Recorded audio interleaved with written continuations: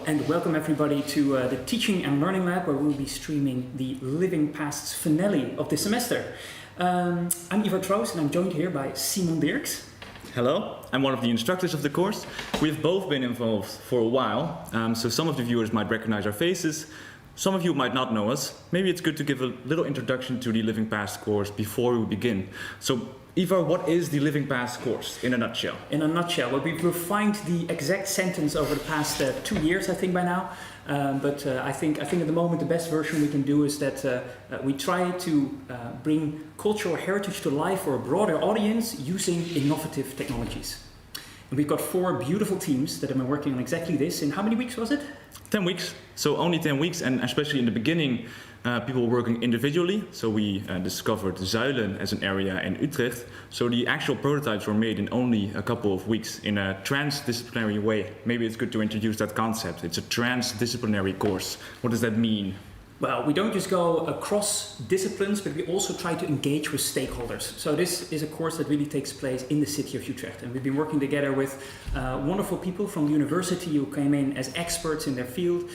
We've had people in the city opening the doors of their institute in order to allow experiments to occur and also show their ways of working in the city and connecting with cultural heritage. Right, so a lot of different stakeholders. Some of you might actually be here, be interested in the project, but also a lot of diverse students. So across the student groups, we have different disciplines. So it can be computer science, history and philosophy of science. It could be social geography, all sorts of people, even high school, U-Talent students this year. And they all join forces. And there's always beautiful products. Every time the course is a bit different. And today we have 4 great teams to introduce to you.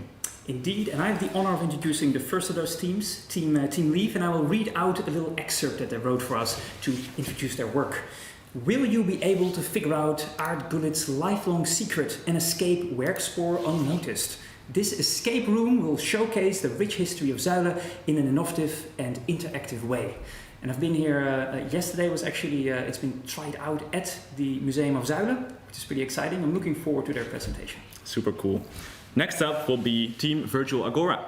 They focus on an interactive and engaging experience of diversity and inclusivity in the Dam Square environment. They look at this over the years. Their caption would be different voices of ethical choices. So really looking forward to see what they have to say today. Beautiful. And the third team that we'll be presenting today is Team Construction, who said that empathizing Werkspoor construction workers in an immersive experience is something they wanted to do, teaching about the working conditions at Werkspoor in the early 20th century. Experience for yourself how the rivets of bridges across the world were heated, thrown and set. Amazing. Finally, on the last place, we have a project or a team called Hidden Places. These are U-Talent students. They focused on hidden places throughout the city, and they target pupils from first and second years of secondary school. They aim to create and share stories about hidden places, so historical heritage sites that are no longer there, together with students from secondary schools. Indeed, so those are the 4 teams that are going to be presenting today. I will tell you a bit about what you can expect during this about a bit more than 2-hour session. So every group has 30 minutes to get across their idea, both presenting their work. All the groups have pre-recorded what they've done, and after that, within that 30 minutes, there will also be time for a Q&A. And we really want you to put questions in the chat that we can discuss with them. From your point of view, your expertise, anything really is welcome, and make sure to put it in as soon as the thought pops up, and we can make sure that we look at it in the Q&A, right? Exactly, so there's a little bit of a delay on the live stream, so make sure to be on time. If you're on YouTube right now and you're logged in, feel free to try it. So say hi to us. I'll be monitoring the live stream chat on a computer off screen, so we'll keep an eye on this, and then together Ivar and I can ask questions to the team directly, and we can have a nice discussion about what they did and how they did it. Indeed. And after those 4 teams have presented, we will also have kind of a post presentations Q&A where all of us will come together, and you can also ask some questions to the instructors, course facilitators, and all the students that have joined in the past period. I think that's everything that needed to be said. I think so. Let's begin. Let's begin. And the first team that is going to show their work is Team Leaf. So please enjoy. Hello everyone. Welcome to our presentation on our project that we have been working on called Escaping Zuilen. This project in a nutshell is an escape room that incorporates some history of Zuilen. In this presentation, we will give you an overview of our process from start to finish, and we will show you how our product has changed over time. This product has been made for a Museum of Zuilen with the goal to make the history of Werkspoor more appealing to a broader audience in an innovative way. We have picked some usability and user experience goals that we wanted to focus on in this project. Utility is chosen as a usability goal where we try to make sure that the system has the correct and wanted functionalities. For the user experience goals, we want to we think making sure that the system is fun, rewarding, engaging, and helpful or motivating for the users are the most important goals to focus on. As our target audience, we chose museum visitors, as it is in a museum, above the age of 16, because if you go any younger, they probably won't be able to solve the more complex puzzles. And we've also limited ourselves to people that are able to read Dutch, because everything in a museum is in Dutch as well, so that just fits better. But that is something that can be extended in the future to other languages, maybe. And as our main stakeholders, we have Wim van Scharenburg, who is the museum director. We've interviewed him. And we also have a main stakeholder, Alice Veldkamp, who is an expert on educational escape boxes, and we have also interviewed her, but more on that later. So the escape rooms have been used all over the world, but the main function is recreationally. Educational escape rooms are less used nowadays, but the number is growing with satisfying results, such as improved communication, collaboration, engagements, enjoyment, and student satisfaction. And students also reported a learning gain and increased motivation as they found learning through play more interesting. To learn more about educational escape rooms, we had contact with Alice Veldkamp, who did research on escape rooms in education.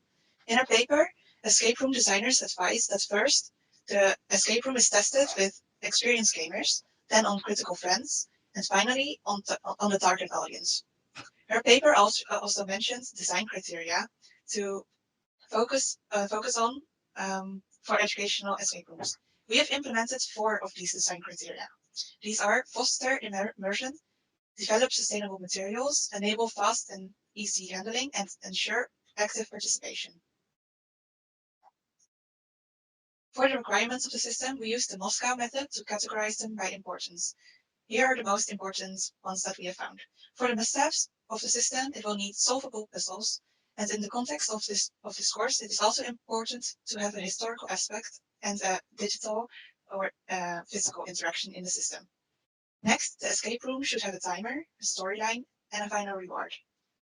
The difficulty levels and props could be implemented but aren't necessary because of the lack of time. And finally, we decided that the prototype will not use digital screen implementations with Raspberry Pi.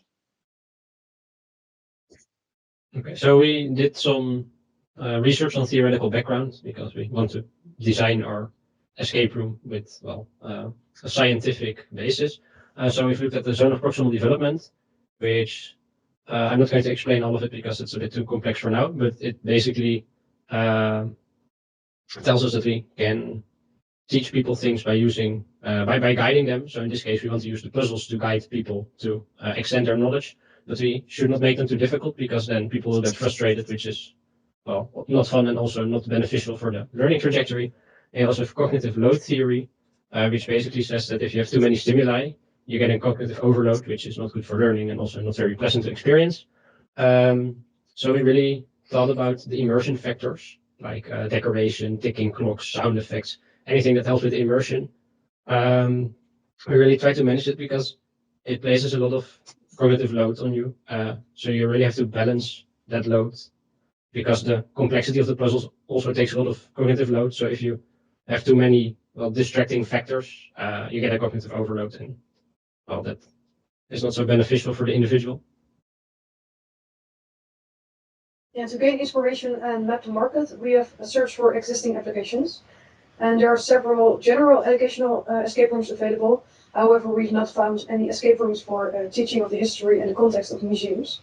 And therefore, this is the gap we want to create for.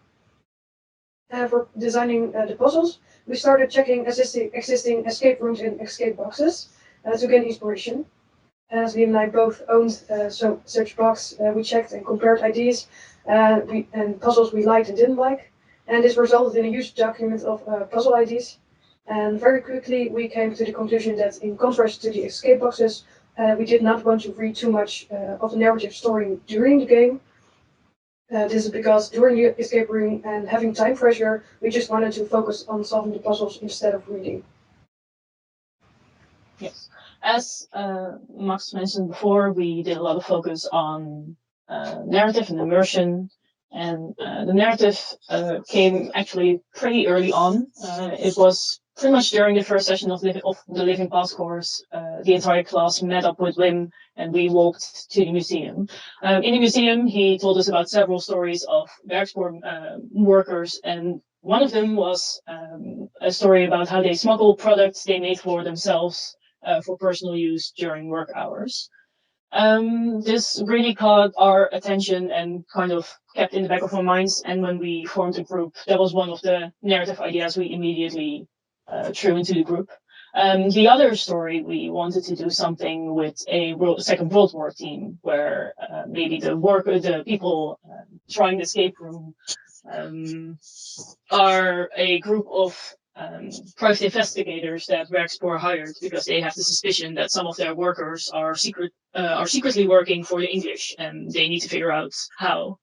With two of these ideas, in our pocket, Renske and I went to visit the museum another time to meet up with Wim and interview him to get more detail about Werkspoor and what he would want to see in this project. And in this moment, we laid down our narrative ideas. Immediately upon this idea, Wim told us that he preferred to not focus on the Second World War, as he would prefer to highlight the fun and the brighter, more positive side of Werkspoor. And he is a big fan of the smuggling story and the lunchbox, so we decided to focus on that. Out of this interview with Wim, we also got different details and ideas he would love to see coming back, such as the coal wagons that Werkspoor used to make. He mentioned that he would prefer if the escape room was half an hour, because that would fit nicely in the time slot of an hour that people can visit the museum. He really wanted to focus on the Leerschool, and he wanted to bring forth more personal stories, such as the smuggling.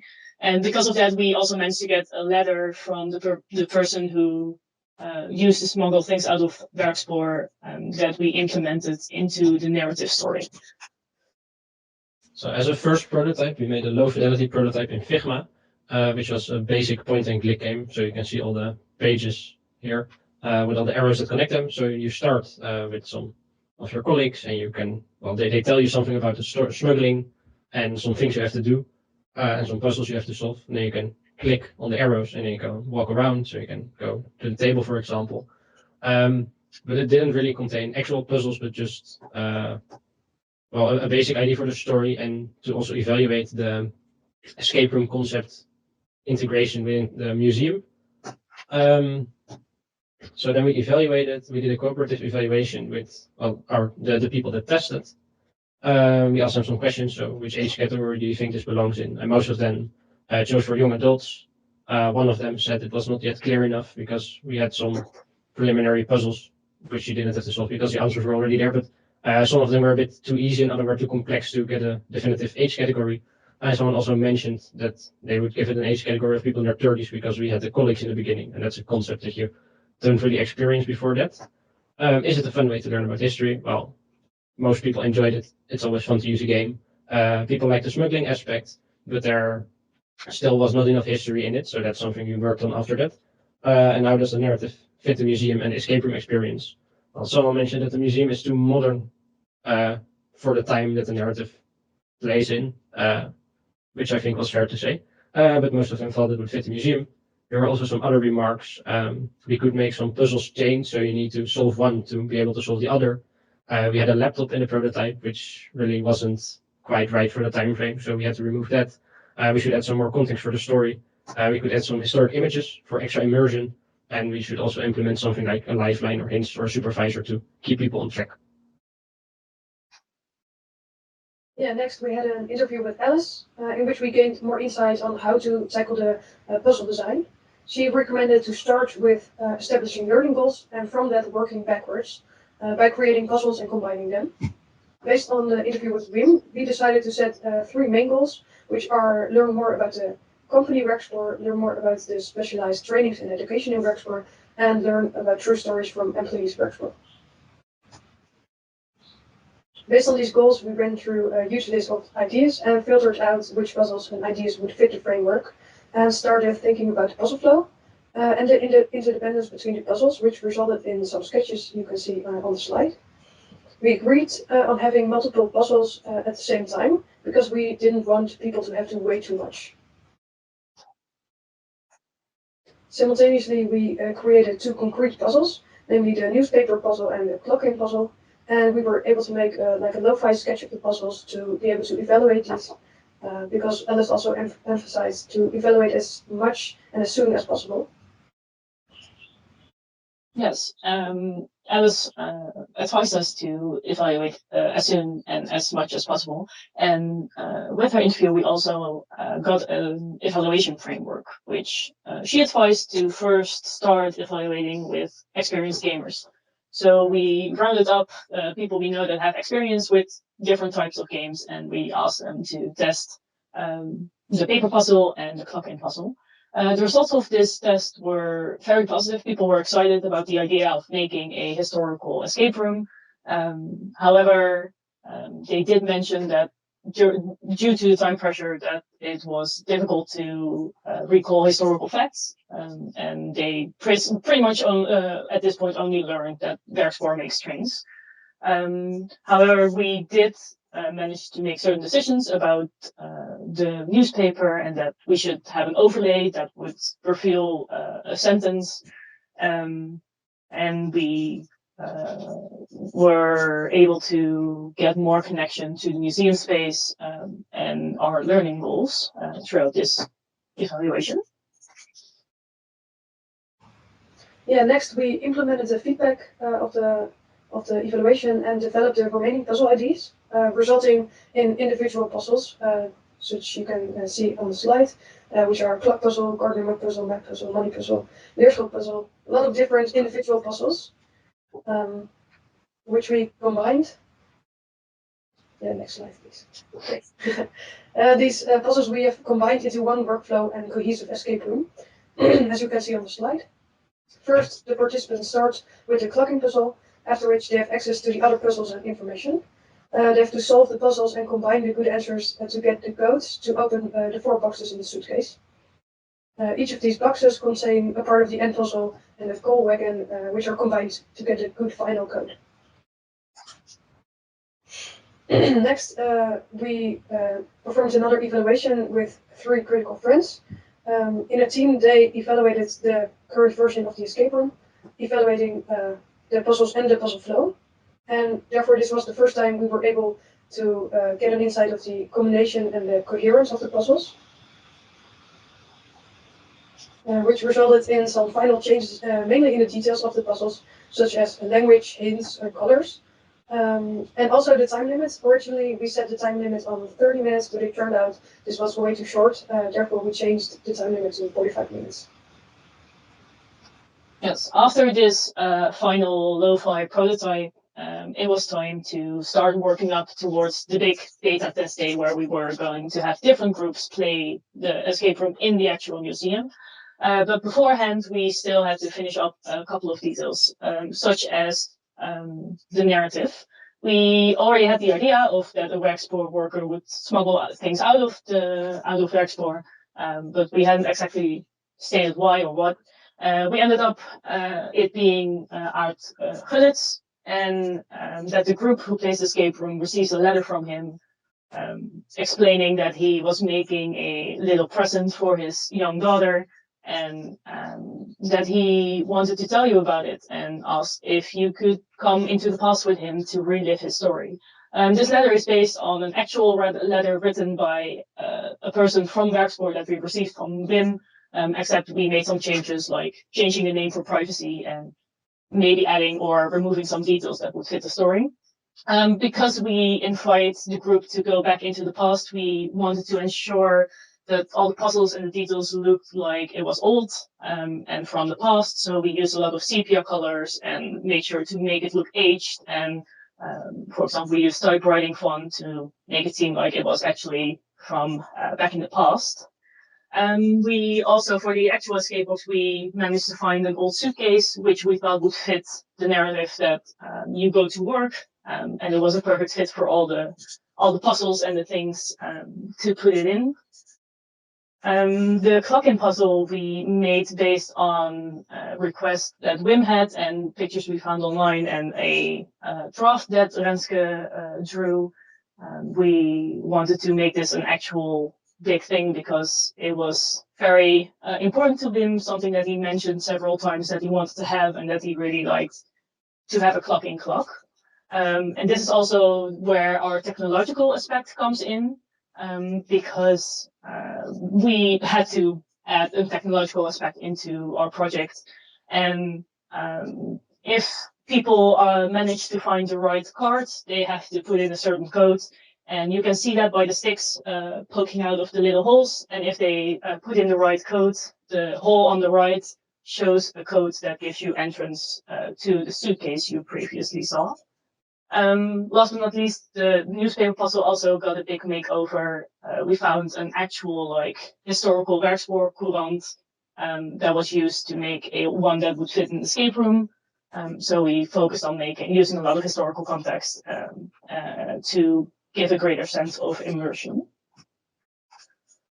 As you can see here, we have a little demo video about people trying out our escape room. This is how people experience it, what they had to do. Yeah, see for yourself.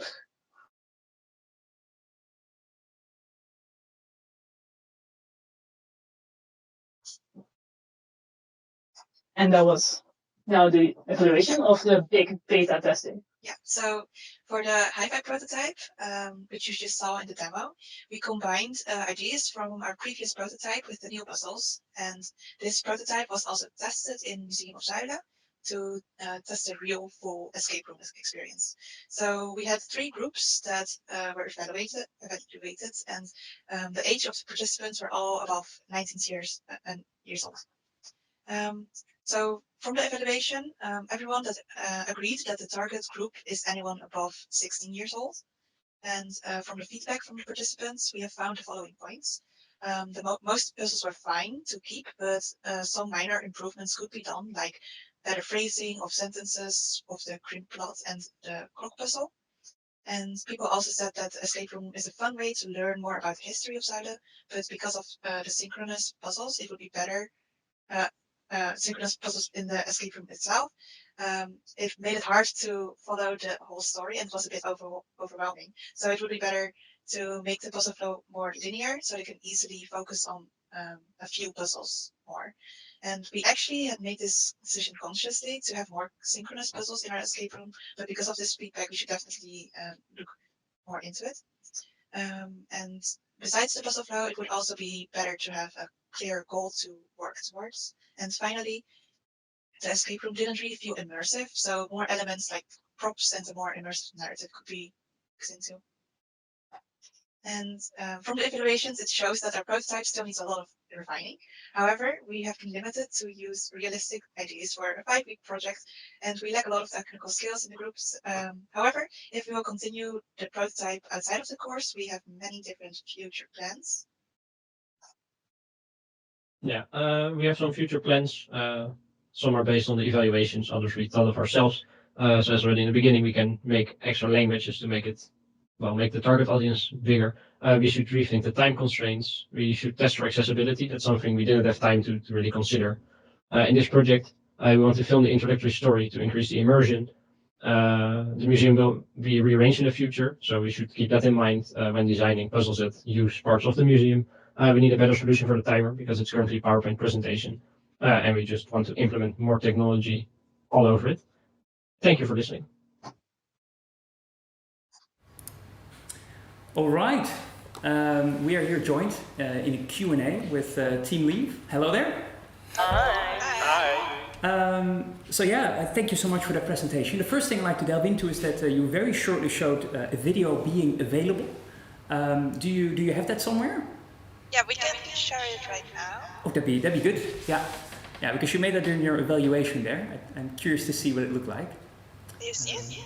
Yeah, certainly. Okay, it is just a short video of the atmosphere of the escape room in Museum Zuiden. Nice. See. We're not getting audio, but No, we don't. it does show well the different puzzles there. Ooh.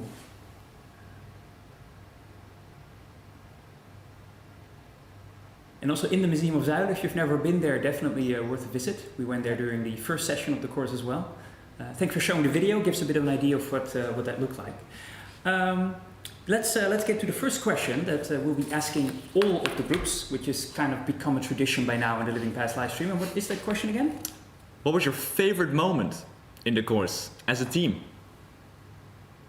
Well, I think as a team, my favorite moment was like team building via the escape room we did in Amsterdam. So it was pretty fun.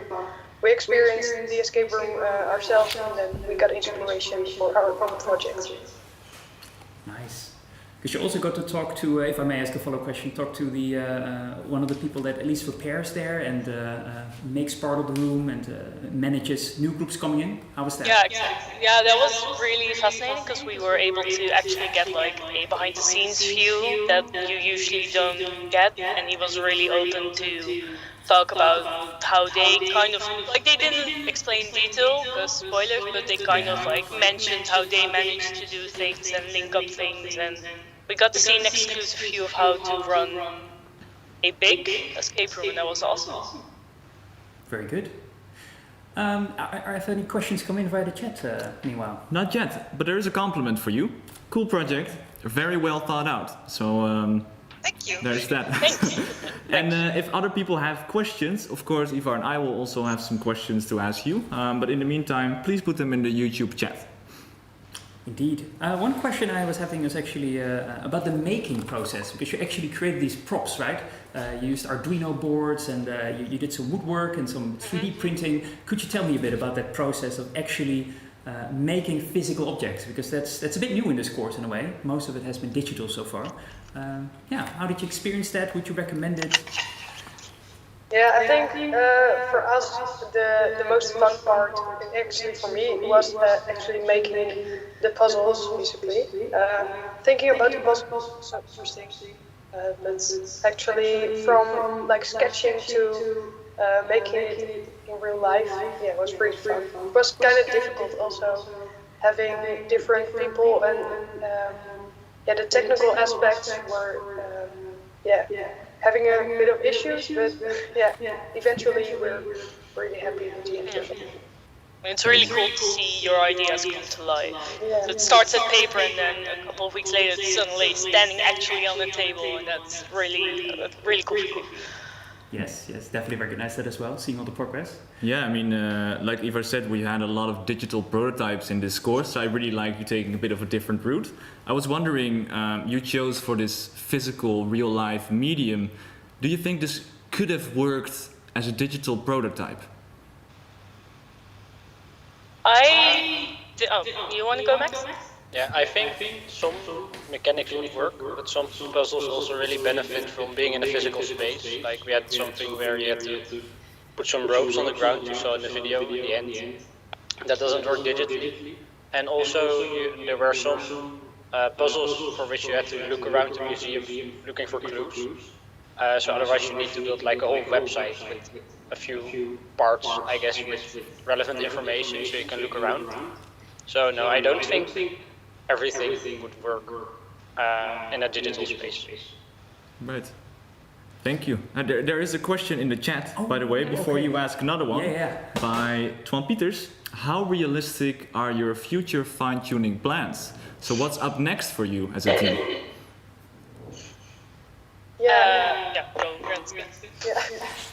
After the evaluation, we spoke to Wim. He turned out to be very enthusiastic about the idea and stimulated us to continue developing this escape room. So yeah, we have to going to make decisions now about final projects and involving suppliers and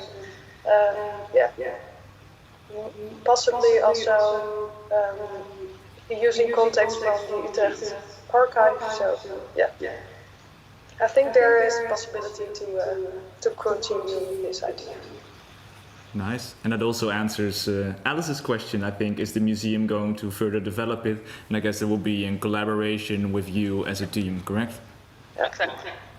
Thank you. The main stakeholder is definitely very interested, but we first have to make up a overview of costs and everything, whether it would be worthy to take that. Indeed. It actually, you answered one of my questions as well, which is we saw a straight line in your progress kind of throughout the presentation.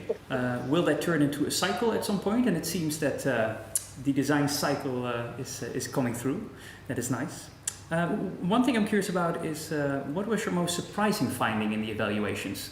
Things that you thought, oh, this is really good that we tested it, because that's not what I would have expected. Give me a second. I think the puzzle flow, we were really surprised about it, but we already mentioned that in the presentation. What exactly was that? Okay, Renske and I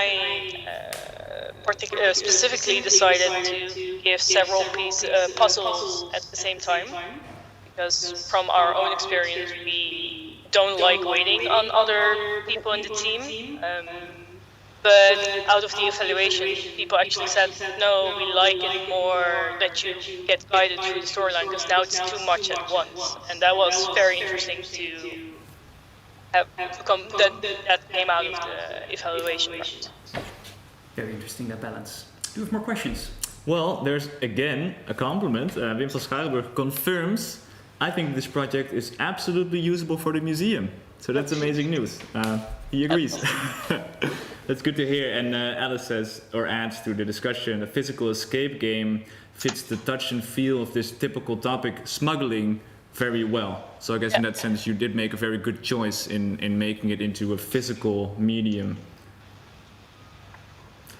Rick says that there's a bit of an echo on the line when our mic is on. We'll have a look at that technically. We'll go fix that in the next round.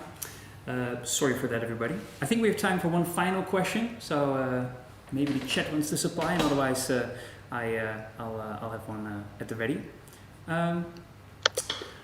Guess we'll go for my question, do you think? Sure. Let's go for it. So in your narrative writing, you told also that you worked with Ms. Wim van Zuilen, Wim in particular. How did you experience the having to work with stakeholders to kind of fit the narrative to their needs? Because you kind of had an initial idea, right, of what the narrative should be like, and then to actually go into practice and discuss with different stakeholders and their needs to make something out of that. How did you enjoy that transdisciplinary experience, perhaps? I think it went pretty smoothly, because very early on we all wanted to follow the smuggling story, which Wim actually mentioned the very first day.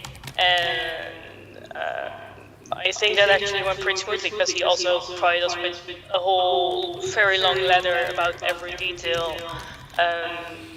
And I think that it wasn't too difficult to fit the needs of both groups into a narrative, because it was both groups kind of were very on one line, on the same thing. That the collaboration was good. Any final points you'd like to make, Simon? I'm very happy with the results. I'm so sad that I wasn't there at the physical evaluation, but I'm sure you'll continue the good work. So thanks. Definitely. Thank you. And with that, we are going to move on to the second team, which is Team Virtual Agora. Indeed, let's go there. So see you later at the end of the session again, guys. Bye-bye. Bye. Hello and welcome to the final presentation of Team NWA. On behalf of Kas, Jorijn and Jora, I will introduce you. I, Ashot, will introduce you to the project we have been working on. We present to you the making of a virtual agora, making the history of Utrecht's Dam Square negotiable. You can now sit back, relax, watch and hopefully enjoy as we take you on the journey we have been through for this project. Over the centuries, the Dam Square has held various diverse functions and its character has changed drastically. Given its eventful history, one may wonder what exactly does Dam Square mean to Utrecht residents or to visitors? Well, we work on researching the suitability of a software application to turn the Dam Square in Utrecht into a virtual agora where people can come together. With people having different voices, we see different ethical choices. Therefore, the central goal is to make the shared history of Dam Square visible, that is, showing visitors of the Dam Square the key events they have missed out on past centuries, making the Dam Square imaginable, so visitors are able to imagine what happened and how, and at last, connecting experiences of other visitors and the people living in the area, since people should be enabled to add their own interpretations of the square and share their stories and knowledge of the area. Before diving into more of the project, let's take a step back and look at the outline for this presentation. Just now we discussed the reasoning for this project by explaining what its ultimate goal is and why one may be interested in this. Next we will discuss the main target audience selected for the project and the influences this group has on our decision making. After, there will be a small storytelling to give more context to the educational aspect of the application, that is, what topics will be discussed within the application.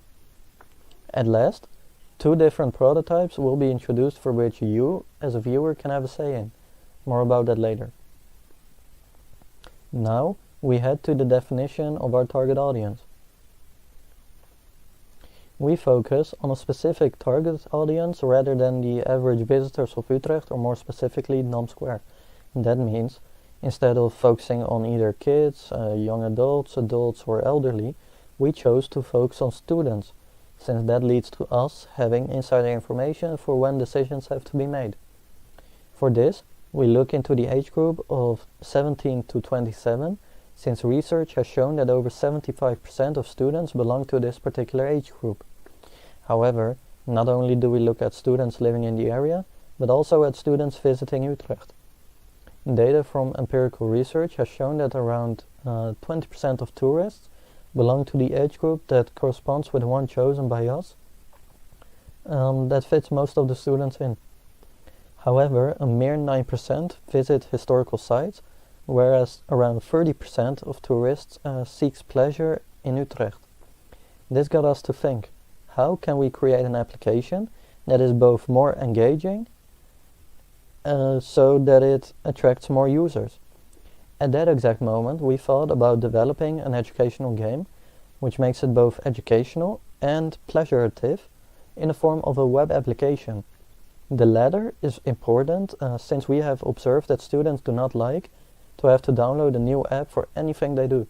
And therefore, building a web application is deemed a suitable solution for this. Okay, so now that you know how we want to execute this idea and for whom, you should know a little more about what we want to include within the prototype for others to learn about. So, the story, that is the content of this prototype actually, is about the sodomy trials that snowballed a series of events leading to a changing discourse in terms of sexuality.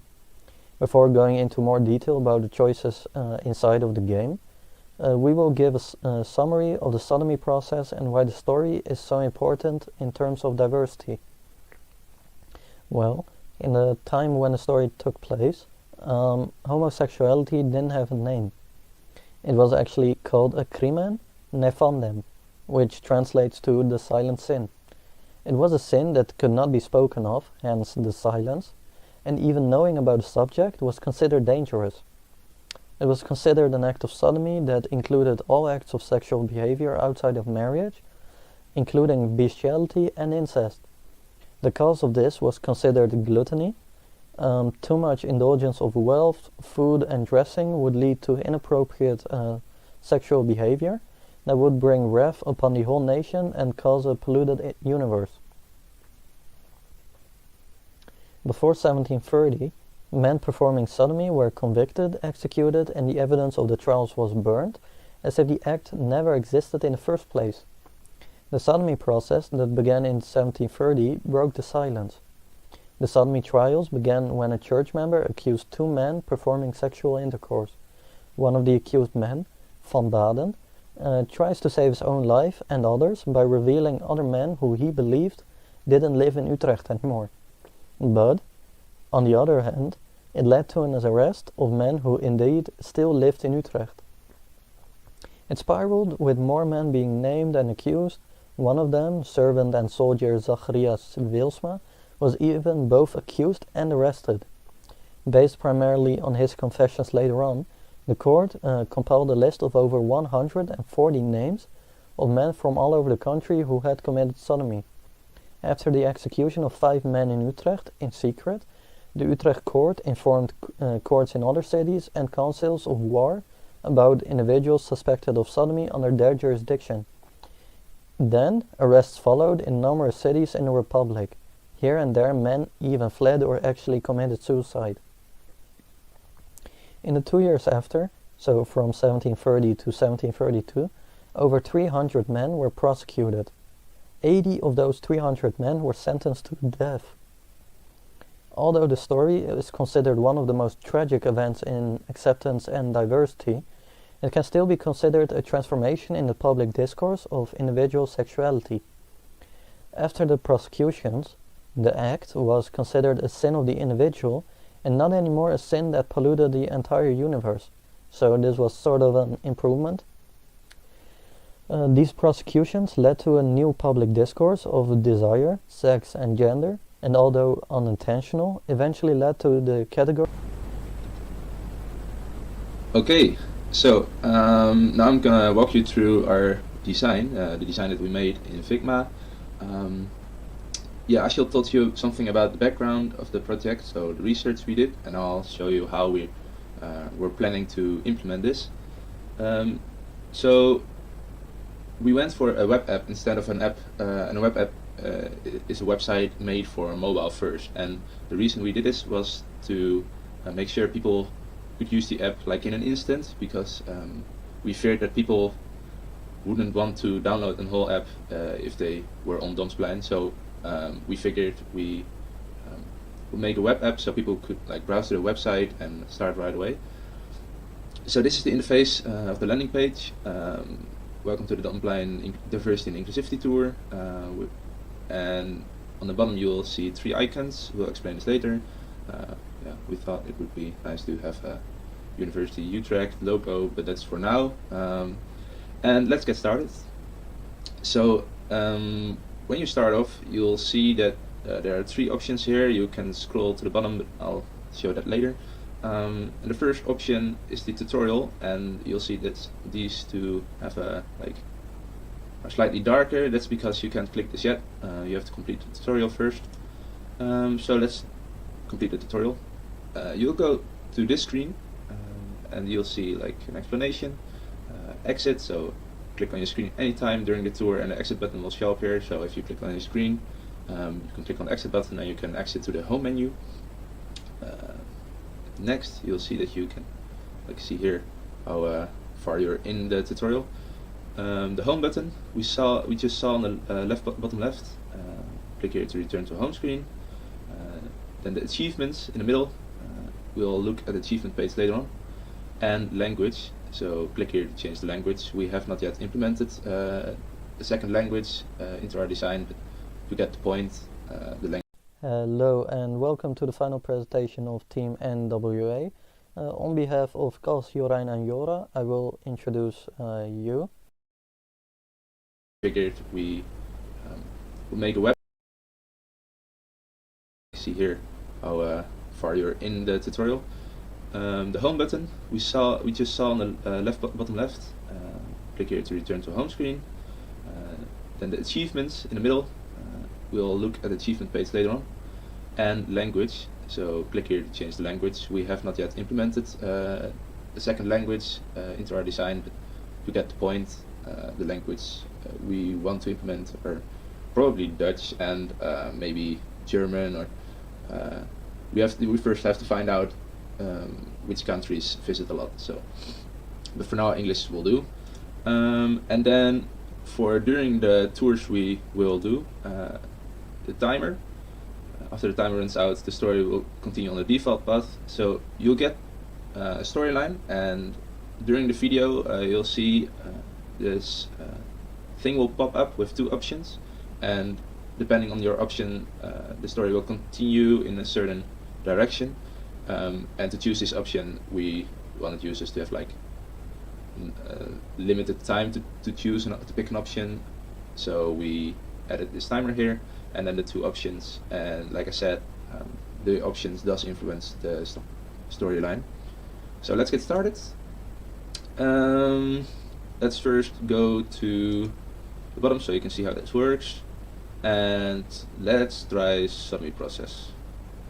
So we have not yet made a video, but that wasn't really a possibility for inside the prototype tool anyway, so we have to do with this like video, and then after a certain time okay, let's give some context. So we're in the sodomy process as you told about.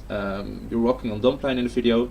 It's like a POV of you walking there, and at some point you come across two gay men who are like making out somewhere in the rumble of the dump church, and you get these two options. Okay, what do you want to do? The timer is not really a timer for now, but you get the point. So we'll pick walk past because we're scared of the government and we don't want to get involved in anything. But that's how this works. So you can think, okay, well, I'm a bit fed up with this storyline. I'll click on the screen and this exit button will pop up. Sure, you want to exit the journey. If you cancel, you get back to the journey, obviously, and then exit journey, you'll get back to the main page. So what we can do now is we can have a look at the achievement page, and these are the achievements, and they work as follows. We kind of finished it. Yeah, we finished the tutorial at the start. So it's like a check mark and 1 of 6 completed. We added 6 achievements for now, since that fits on one page perfectly.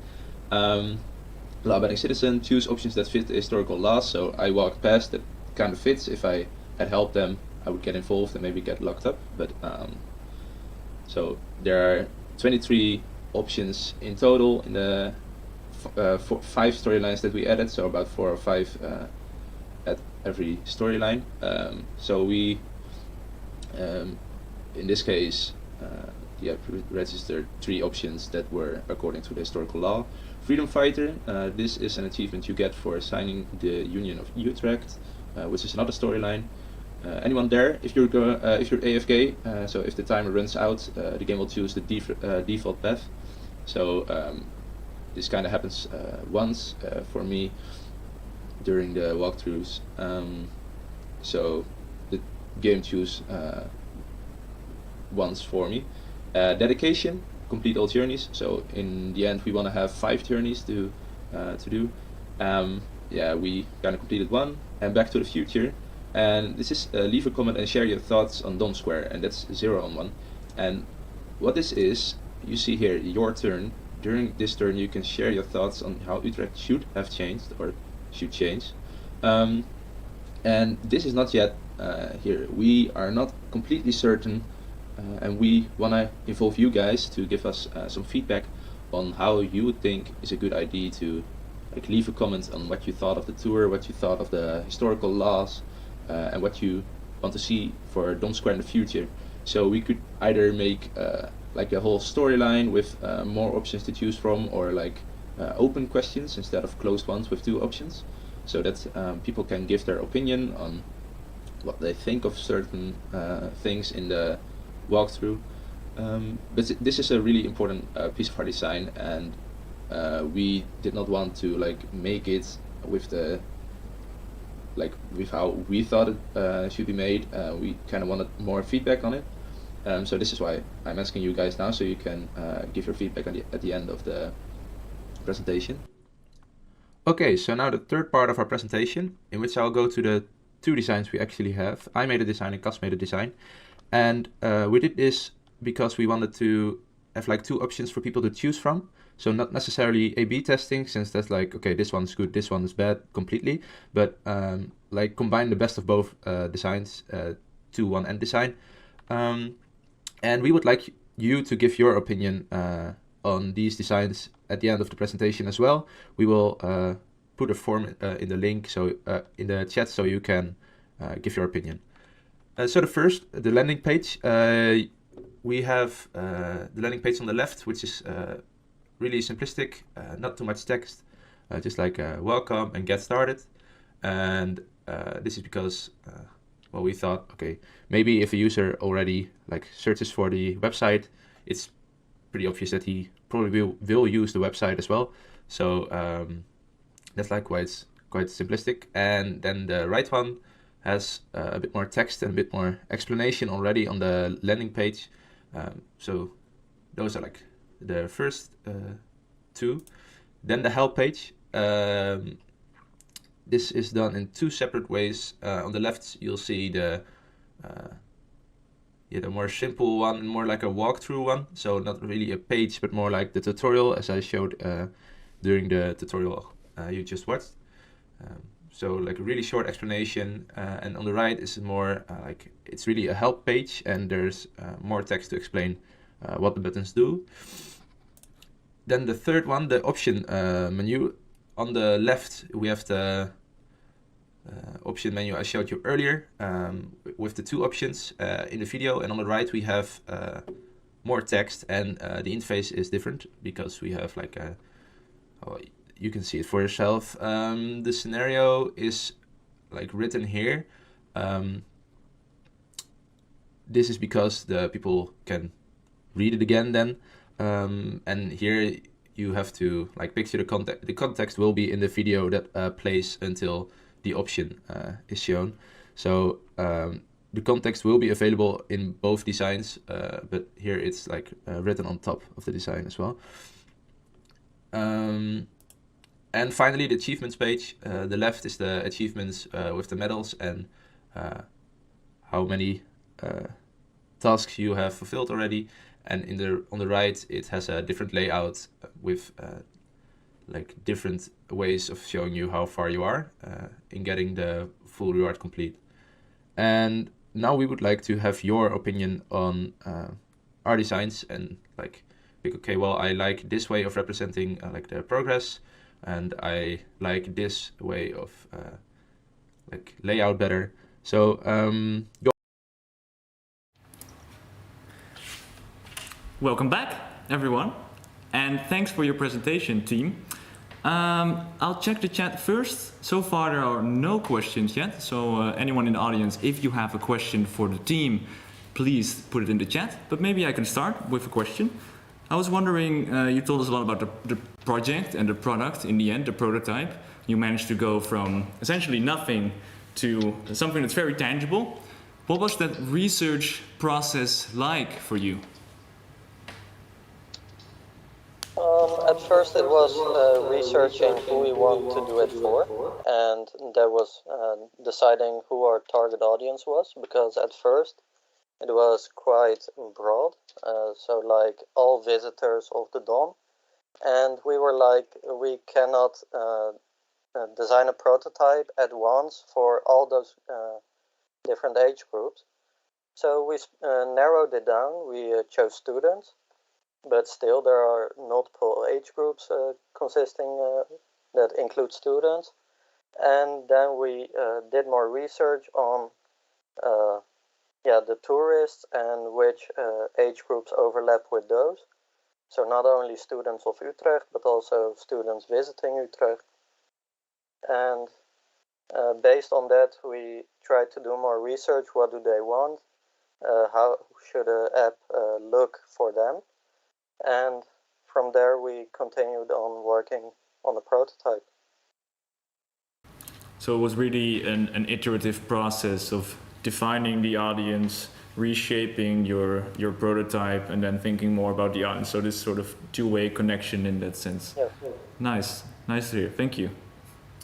One thing I wondered about as well before we get to the chat. One prominent feature of your product is that people need to make ethical decisions, right? In kind of a game-like manner. At the same time, the kind of topics that you tackle are kind of heavy. They're very serious. How do you think that playful element on the one hand and kind of the heavy topics, how do they work together? Do you think there's a conflict there? Do they strengthen each other? What is your take on that? Should I answer this? Yeah, okay, I'll answer. I think it's a very valid point. First of all, it's kind of hard to make the user feel free to choose whatever they want, because some options might seem less ethical than others. But it's really we really want to draw a very clear context in the videos that shows the user why some choices might seem unethical now but ethical back then, and by doing this we will try to ease off a bit, so users don't feel really pressured to make choices that were unethical now, ethical back then but unethical now. And I think we want to make it a bit more playful with the achievements. So with the freedom fighter and stuff, we tried naming them a bit funny and stuff. So people, the heavy feeling is a bit, they don't really feel like they're doing something wrong if they choose unethical options. Okay. Are there any questions in the chat, perhaps? There's actually 3 questions in the chat now. You're in for a treat. You're in for a treat. I'll start at the top by Tim Overkempen. You've mentioned the sodomy processes, and I saw the Union of Utrecht as separate stories.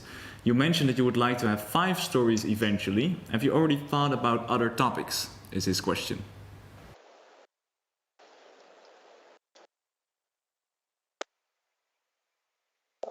Well, we have not exactly thought out the other topics, but this project is part of a bigger project, and therefore we wanted to create the possibility to expand the app after we deliver our prototype. Exactly, and that also relates to Fran's question maybe, who says for an inclusivity tour, you may want to take a broader perspective. Being gay in Utrecht or the sodomy trials are a very interesting and horrible case, but what are your thoughts on taking this a bit wider towards inclusivity in a more general sense? Yeah, so I think the Union of Utrecht, for example, is a more positive daylight on how Utrecht developed inclusivity and diversity throughout the years, because the Union of Utrecht really was something that added to diversity and inclusivity, be it a bit less diverse and inclusive than we are used to now. But some of the subjects will be more positive, will send a positive light on diversity and inclusivity. And sodomy trials are a bit, bit horrible, but we'll have more positive things as well. It's a heavy topic to talk about. Yeah. Of course, this also relates to Lizzie's question to some extent. If there were any moments or situations during this research process where you felt uncomfortable yourself, personally challenged, perhaps even. Well, some things, especially for the sodomy trials, are quite hard because there's a lot of people killed, and you also have to find a kind of silver lining. What are the good things that came out of it?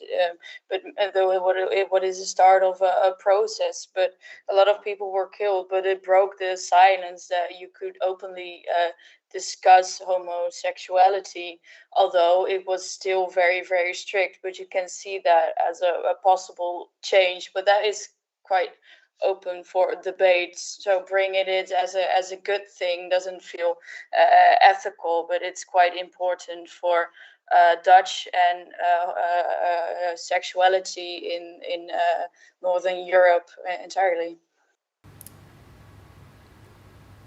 Right, it's an important topic to discuss. I think there is one more question. How much time do we have still? We still have some time on the clock, so I'd very much like to hear it. Okay, by Twan Peters.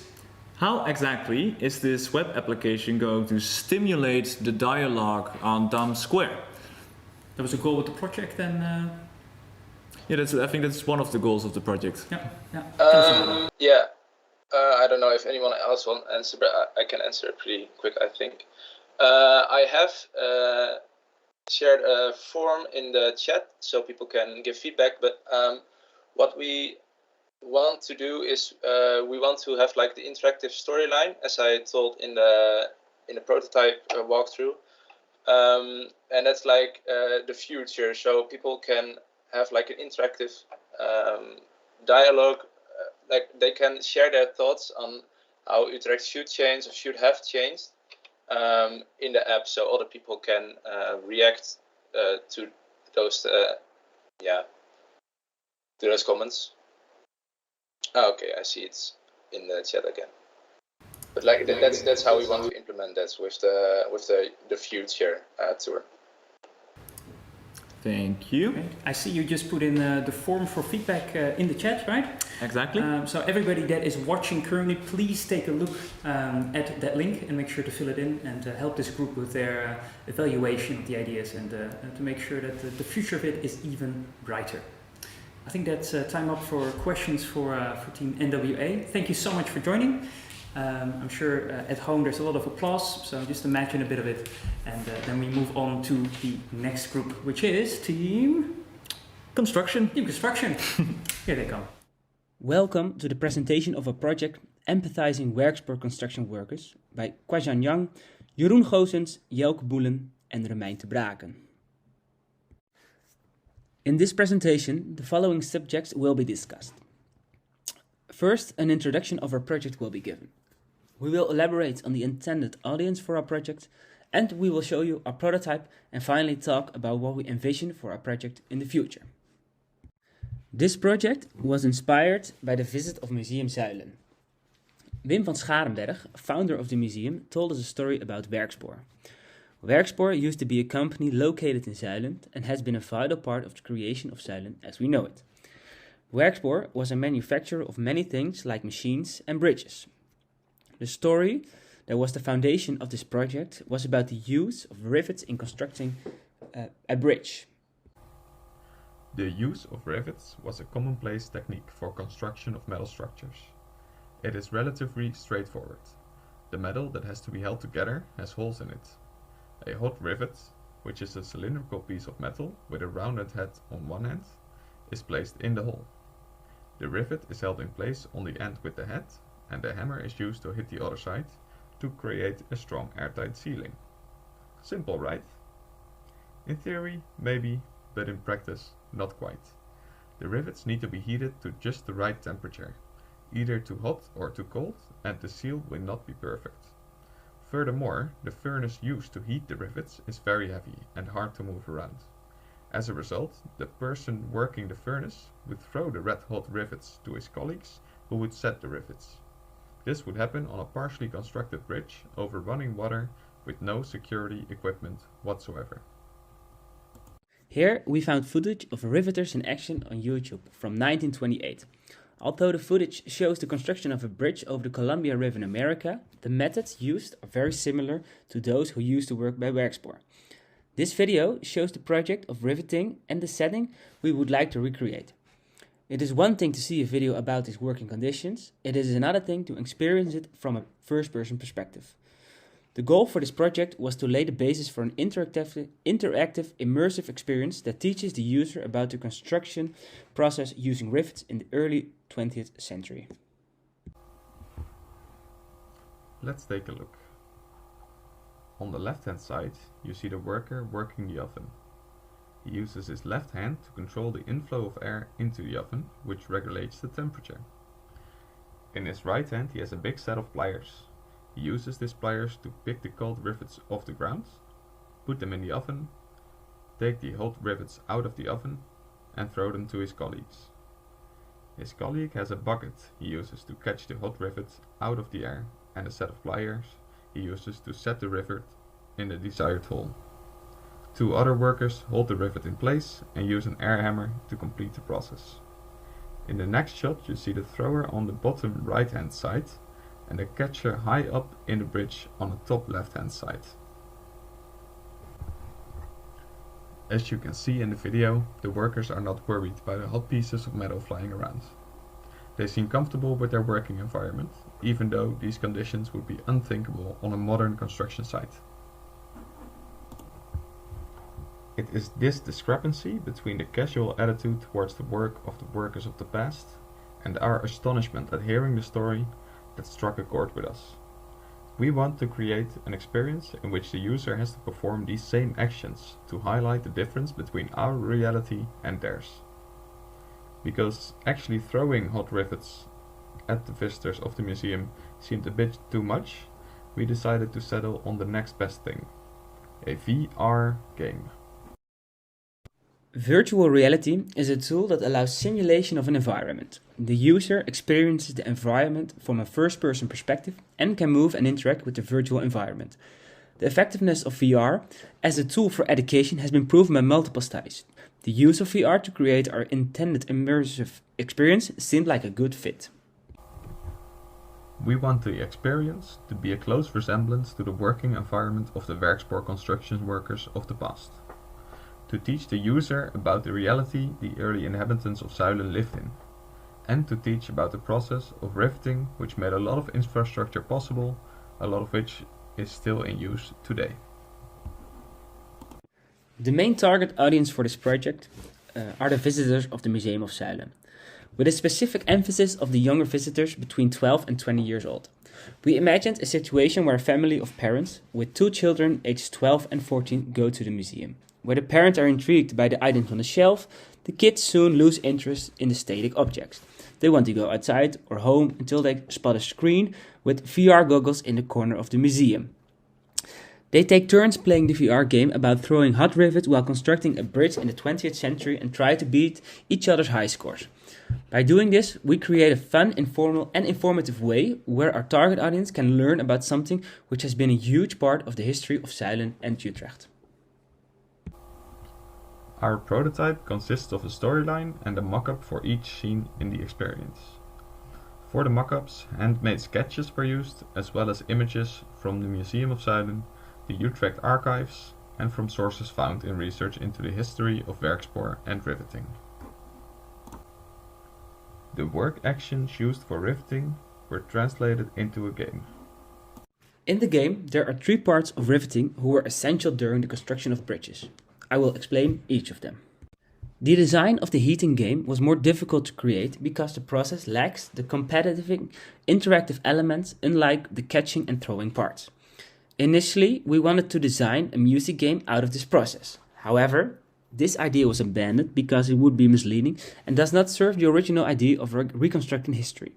Thus, we decided to make this part more serious and less fun, for the sake of historical accuracy. In this game, the player is required to control the temperature of the furnace by the leverage on the left side of the stove. The mechanics we applied are inspired by the bellows, a classic element to display the process of temperature control of ironsmith in games. Also, the player needs to identify the temperature of the bolts in the stove and take them out on the right time with the right-hand controller. For the game of throwing bolts, we considered that it will be fun to let the player use both of their controllers to stimulate the process of using a plier with 2 hands to grab, aim and throw the bolts to the catcher. There is a range of score zone displayed with a red ring to simulate the range that a worker can maneuver and catch the bolt when standing on a naked steel beam 20 meters above the river. Also, the size of this target zone can be adjusted as a standard of difficulty, just like the speeds of Ghost in Pac-Man. To make our product family friendly, we decided to keep the separate games light and easy to learn in the aspect of game mechanics. However, a simple game mode may lead to boredom if the game is prolonged. Therefore, we decided to introduce a time limit and a goal of success to give players pressure and a clear guidance on what they need to do. As for the catching game, with similar mechanics like time limit and success/failure judgment applied, we determined to make players multitask for more joy. In our design, the player needs to use the right controller to catch the bolts tossed at the player with a variety of speeds and angles. while the player needs to use the left controller as a plier to grab and place the bolt in the holes on the bridge. Meanwhile, the player will also need to judge whether the bolt is at the right temperature by looking at its color. If the temperature is wrong, then the player can throw the bolt back at the NPC thrower. The difficulty of the game can be adjusted by changing the speed and angle, or by setting a different standard of success, like how many mistakes can be tolerated, the wrong temperature, missed the bolt, etc., or how many bolts the player needs to catch and put successfully.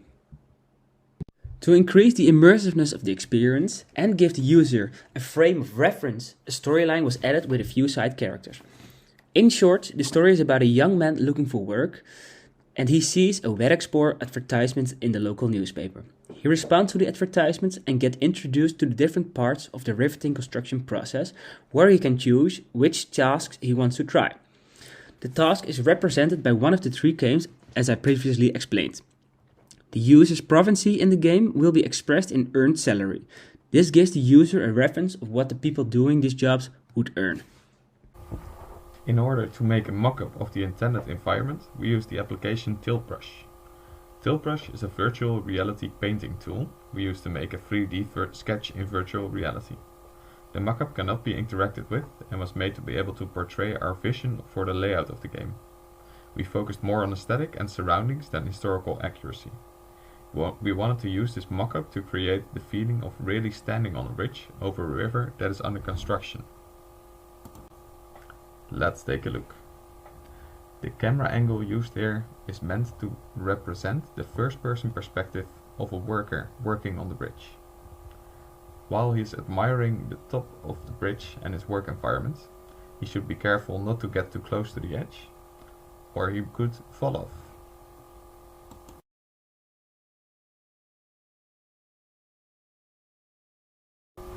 For future developments, more research should be done into the stakeholders and audiences.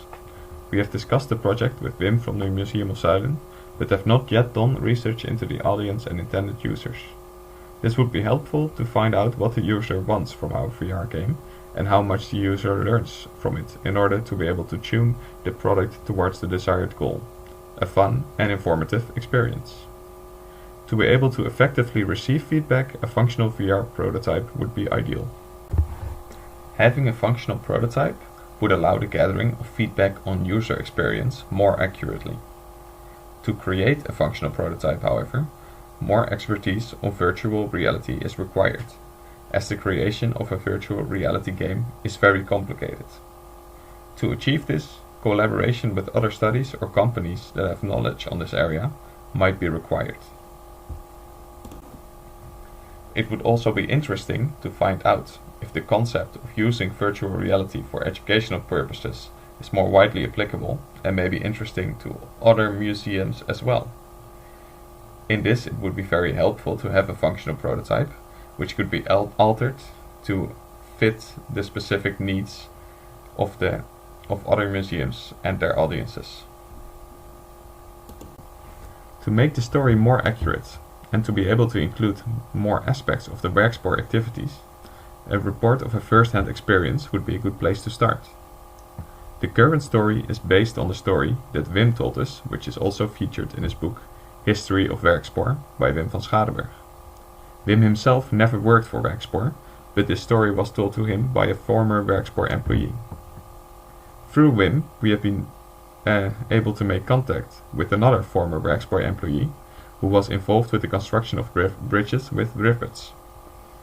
This former WebExport employee has agreed to do an interview with us, which we have planned for later this week.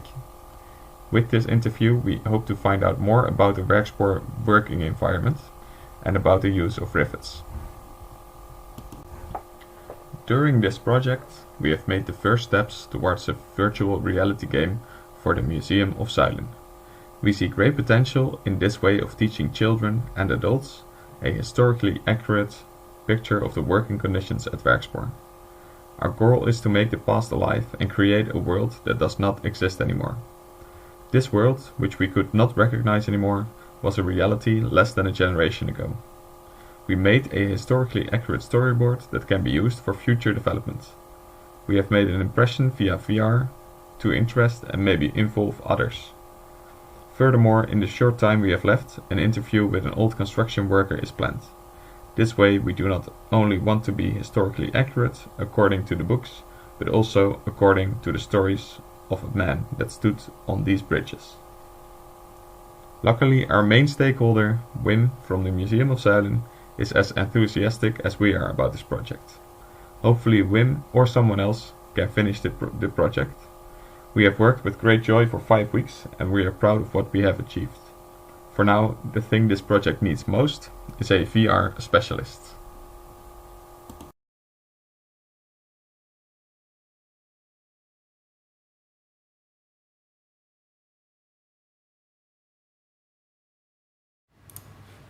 Okay, here we are, joined by Team Construction. Hello guys. And of course, we would like to ask the very important question, what was your most favorite moment in the course as a team? Yes, I could answer that. What we enjoyed a lot was working in Tiltbrush to create the mock-up of the VR environment, because it really allowed us to shape the ideas that we had for the project, but really put it into shapes and colors and just get a feel for it. So that was a lot of fun. Nice. I'm curious to hear a bit more actually about that prototyping process. It's been part of your research, I guess. How did it allow you to think in different ways, being able to do things in 3 dimensions, or could you have also done that on paper? How do you reflect on that? So I think a core aspect of the project was really the immersive experience. And that's why we went with VR as well, because it allows the first-person perspective of a different environment that's not able to create it in a digital way. It's a lot more safe than actually going to stand on the bridge. So I think that working in Tiltbrush that also allow to shape our ideas. So I think it was very helpful to do it. Very nice, very good to hear. And indeed also, I guess it makes sense, you already mentioned, to use virtual reality here, given how dangerous would these things be in real life? Do you know anything about the kind of accidents that happen while riveting? And so I think I will answer that. Those rivets are like 1,000 degrees Celsius, so you would think there would be some accidents, but in the archives of Utrecht, we were not able to find any accidents involving rivets. We only could find a painting card falling off a bridge and that accident, but by Workspo there were no further accidents. And that's also something we would like to ask the former Worksport employee that we will be conducting an interview later. Great idea. Yeah, that provides some good insights, I think. I see there are 2 comments in the chat in the meanwhile. And the first one by Tim. Very clear presentation. He likes how you focused on small activities, almost micro-histories, he calls them, to tell the bigger history of Werkspoor and its employees. So there's a compliment for you. And also a question by Frans. Could you combine the VR experience with a physical game in one of the Werkspoor halls? For example, where one has to throw small balls in the bucket high above the floor. So could there be some sort of hybrid approach, or do you think a physical approach could work for your project? Or would you stick to the fully virtual environment? So I think a hybrid approach could be a viable way of presenting this project as well. We went with the fully VR idea, also because the museum is not very spacious. That's also why we designed the games in such a way that you don't physically need to move around. You just need to move the hands. And I think that a big factor that we want to really highlight is the danger involved. So the being high above the ground over running water. And that's something that would be really hard to do in a hybrid way, I think. But I have a different aspect to reflect on that, because I think one way that you can create, because we create the visual and audio immersive feeling of being in that space. But if you really want some physical feeling, like balance, you can try to install an actual beam within the room to let the player stand on that beam. So they need to keep some sort of balance, and accompany with the audio and visual experience, it will somewhat reconstruct the situation, because you can't when you stand on a beam with all these surrounding are made to reconstruct that, you really cannot get attached with the real situation. You will really feel that you are on that on the bridge, like 20 meters above the ground. To take it even one step further, you mean that will be one of the next steps you could do. I like it. I'm looking at the chat and I see no new questions, but there was still one question on my mind. You said at the end in the slides, I think, that the only thing you still need is a VR specialist or a developer, I guess. Do you think your current plans are really fully ready to be implemented? So are you ready to just give this to a VR developer and then it's done? Or how do you think that process would look like?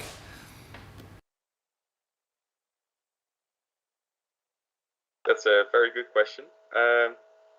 I'm not quite sure, because I'm not very I don't know a lot about game development, but I think it would be the next step for the project, to really see what would be needed to for a VR developer to really get working, and to also create a functional prototype that we would use to gather more feedback from audiences and people using it. So let's imagine for a moment that a wealthy investor is currently looking at this stream, and they hear these plans and they kind of have an idea. Okay, and a VR developer needs to be involved. These are kind of things need to be worked on. What would your elevator pitch be? Why would somebody spend quite a bit of money? VR experiences are expensive to make. To really realize this, could you give that a try? I would like that. I think the big appeal of this project is for museums to reach a broader audience and to make the experience of going to a museum more interactive, because a lot of the time you just look at paintings and now you can actually interact with history, and that's a very good way of teaching history and making people more interested in museums. So I think it would really add value to the museum experience. Great, yeah. I don't have a lot of money, but I'd be sold. You as well? Yeah, definitely. Yeah. Let me check the chat again. Tuan asks how much, or do you have any idea how much time it would take to translate this storyboard into a workable VR game? But I guess you're not sure yet. Is that correct? No. My best guess would be a lot of time.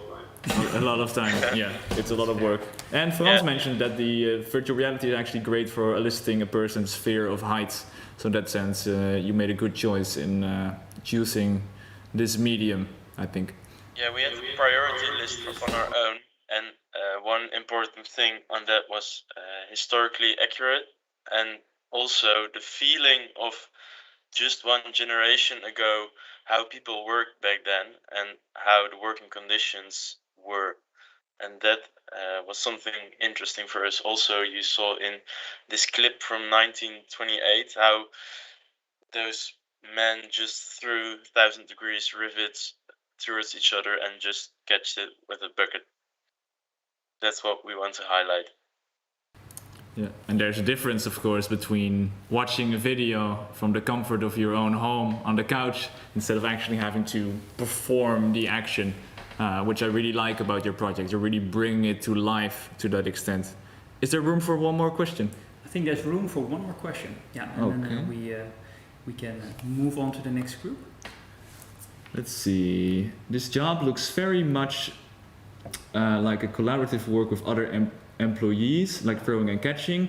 How did you incorporate this into the VR experience? So the collaborative aspect of your game or experience, how did that work in VR? Because it's really about communication between these employees.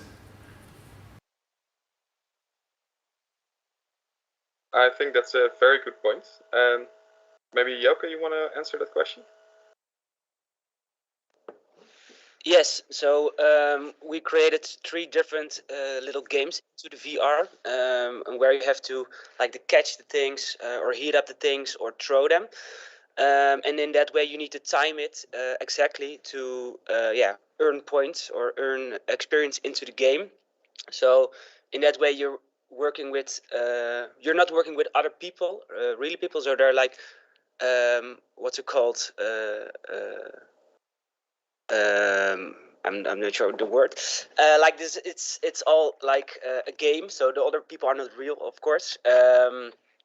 But yeah, you have to time it. So I think it's about timing, and in that way we have tried to incorporate into it the VR experience.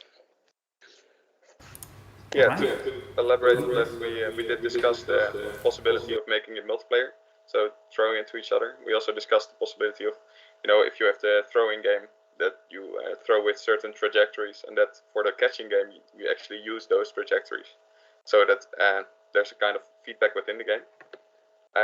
But we decided that for now we would focus on the single player aspect and not really focus on the collaboration. But that would be a good area to expand on. But I guess it makes sense. You also mentioned that the size of the museum isn't enormous, so if you want people to be able to do it together, that'd be a challenge.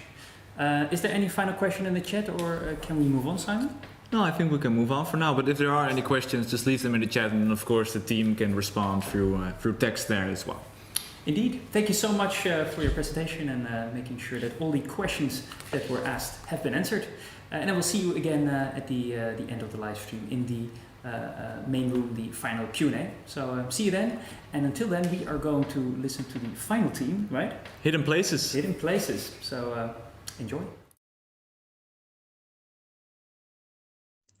So, hello everybody. We will tell you something about our project called the Hidden Places. It's made by me, Willem, Danny, Marcus, and Stan.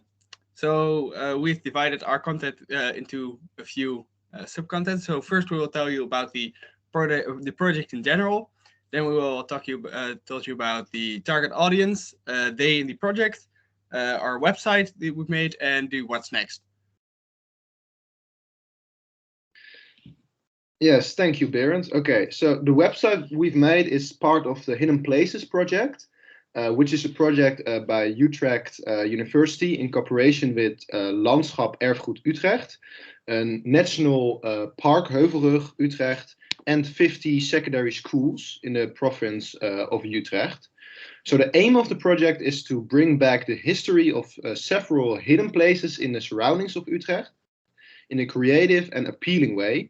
So a hidden place is a place where there used to be something around, such as a building, but which is no longer there. So the castle that stood in Rijnwijk, for example, has been demolished, and all that remained is the moat. So that's actually the picture on the left. That is Rijnwijk. So these 50 secondary schools participating in the Utrecht University Lieutenant program will be asked to adopt 2 hidden places in the neighborhood of their school, and subsequently the students in the first and second year of secondary school will be asked to contribute to the project during their project week, which will take place in the form of a school assignment. So it is then up to the students to fill a website with drawings, stories, models, 3D models, etc., which then are accessible via a QR code. And they can also test these on fellow students, neighbors, and other interested parties. So next slide, please. So now I'm going to talk about our target audience. Well, there are actually 2, and how we've based our project around them. So our target audience for our main project, what we are working on, are secondary school students of the first and second year, and they will be working on the project and creating more like expanding it, while our second sort of target audience are people passing by our final product and using it by scanning a QR code on the place where the hidden places actually are. So our most important target audience, the secondary school students, we've taken a survey from them, and we've had 137 respondents. And I'm going to talk you through what we asked from them. So first of all, we asked some general information like grade and level of schooling. Then to get a better perspective from like an academic view, we asked them about their favorite subject. And then most importantly, we asked them about their interests. That has more to do with the project that we're working on, and we ask them what they think is most fun to use, but also to create and to make and as an activity. And here on the right, you can see two graphs, and it is portrayed that, for example, making a game or playing a game has its preference among secondary school students, and but also things as creating a video are like quite popular. And now I'm going to talk about what we've done with this data. So our project, we have to base, we are kind of basing it off our target audience. And with that, there are three main factors that are really important. First of all, level of understanding, because we have to take in mind that these students are not yet that much educated as us. So we have to adjust it to their level, both for what they are going to do, but also to understand what we have already done. And second, their interests. So that was what the survey was about. And it's to get a view on what they like so that we can make it more attractive and fun for them, so that they'll be more likely to put effort in it and to actually maybe work more on it. So third is the chance to learn, because it's all about learning, because we're in school, and in the project week it still is about learning, and that means we also have to adjust like the exact content and also kind of its level as well.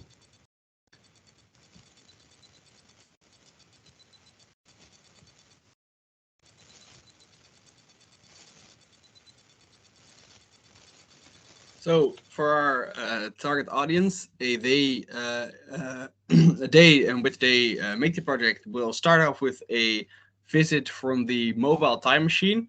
This is a cargo bike from the Utrecht Time Machine project, and this will this is a cargo bike with a computer with some screens on it. And with these cargo bikes, there's also a someone who works in the Utrecht Time Machine project to tell them about it and help them use it. And it helps them exploring their history of their environment. So there will be a big wheel on it, and they can rotate it. And if they rotate it backwards, they can explore the history of the environment. And with this, it is not also it is used to learn them about their environment, but it's also used to inspire them about making something that shows history to someone. So after this, after the visit of the of the mobile time machine. Next slide. They get the assignment. So we wrote the assignment. You can see it on the screen right now. And the teacher will explain the assignment, so they will just go through it. And most important about the assignment is the requirements that are there for the projects. So the project has to be handed in the form of a picture or a text form. The end product has to be attractive. They have to use historical sources, and they have to match with the project has to match with the history that is that they can extract from these sources. So after the explanation, the students will get time to work on the project. So this will start off with them looking at the sources and getting information from that. And then they can work on their own projects with which of course they need materials. So the schools will provide the materials, which, for example, can be a computer with a working internet, or it can be drawing tools, or just tools to craft something. And when they have finished, they have to hand their products of their project in to their teachers. And next slide. So the teachers will play a big role in our project. We want to do this with history teachers because they already know about how to use historical sources in the right way. But they will also be the editors of the work for the project. So students, of course, high school students tend to be funny and just be like, I'm writing something that doesn't match with the history, and then I hand it in and then I'm finished. But we don't want that on our website, so we need an editor for it. And we think it's not it isn't handy to make someone of the USEC Time Machine project the editor. So we want to lay the editorship at the teachers. But for checking the work of the students, they need a teacher's guide. So we also made that, and a part of it is now can now be seen on the screen. It's not all of it, but the teacher guide explains what the project is about, what preparation school needs or teacher needs to take, the day of the project explained, but also a manual for the website, because the teachers will be the persons who can upload the work of the students to the website. And of course, they will need a manual for it. And we also want to, we want the teachers to have a special link, so they are the only one to who are able to upload like projects to the actual website. And for the website now, Danny is going to explain what it looks like. All right, I will now give a short demo of our website and how it basically works. One moment, please. Here you can see the front page of the website for the Rijnwijk project. This will be the main page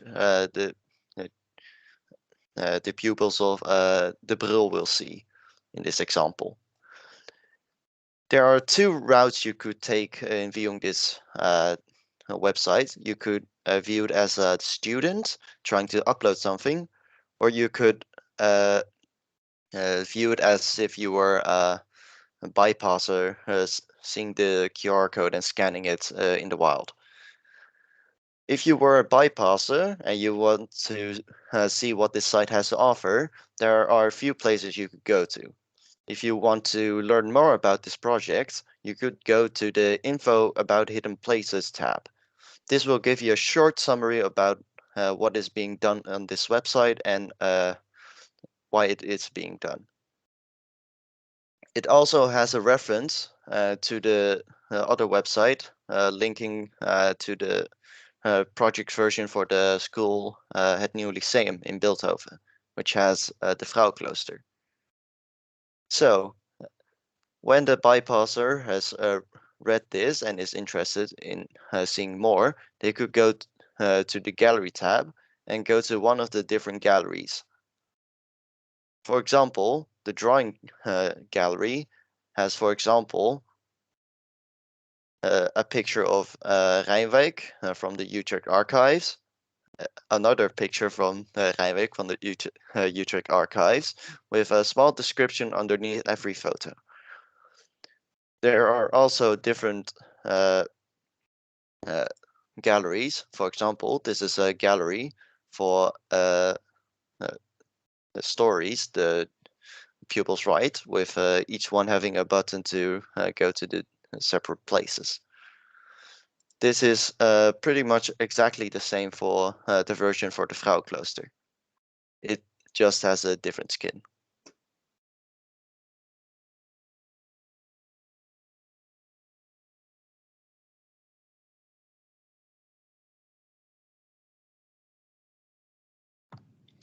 Thank you. I will just quickly explain our design decisions during the making of this website.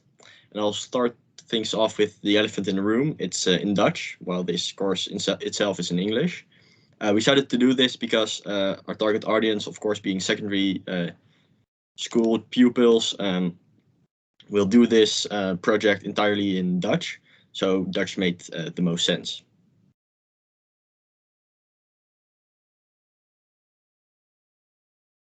The main idea of this project was to create a platform in which students can indirectly upload files to a public website. We set up the entire front end. That is what you just saw, but we didn't manage to set up a back end, so you can't actually upload files at this moment. We chose not to do this because we do not have the time or the experience or the knowledge to create an entire backend. So the framework itself is there. You can see the submit knob, you can see everything you can put in, but it doesn't actually do anything at this moment. When we started to design the website, we needed a way to quickly and efficiently move between pages, and the first things to come up our minds was the menu bar, which you can see the black bar at the top, where you can go to all the pages that are necessary for the website to function. We used some help from the internet to create it, because we're not extremely good at programming, but I think it came out pretty well. Then next is the types of content you can upload. We decided to use drawings, stories, and models. While the most common thing out of the survey, as mentioned previously, was making games. But again, we do not have the experience to create an entire framework for making games. So we took the next three popular things, that being drawings, stories, and models, and implemented them. The entire design of the website mainly came out of the lo-fi workshop we had during this course. We created a quick drawing of what we think our website should look like. You can see that on the bottom left. And we tried to implement that using HTML to the website, and the end project you can see underneath. And we also decided to add some information about the entire Hidden Places program, because we thought that would be useful for everybody, basically.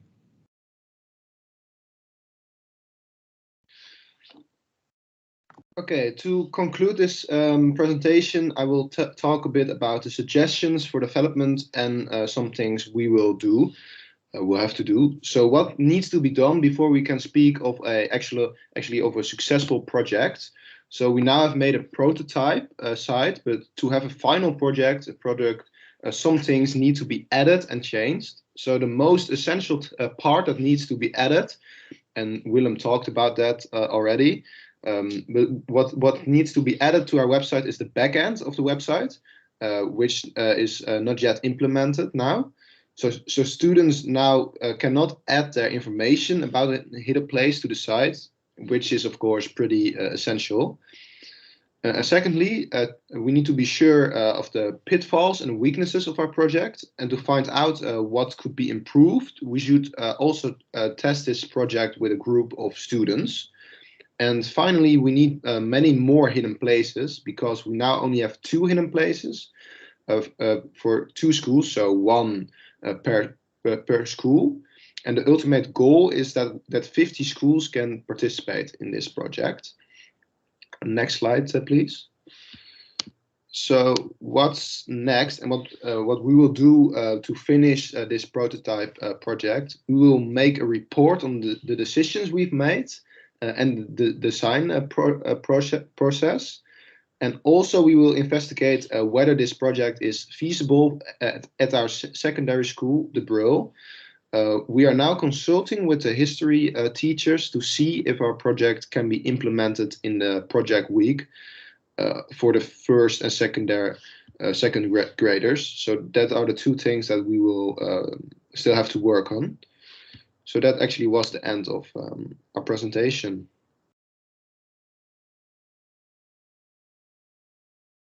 Well, thanks for listening, and goodbye. Indeed, thank you for listening. And here we are with team Hidden Places. Hope you enjoyed working on this project. And of course, the first question I would really like to ask you is the following. What was your favorite moment in the course together as a team?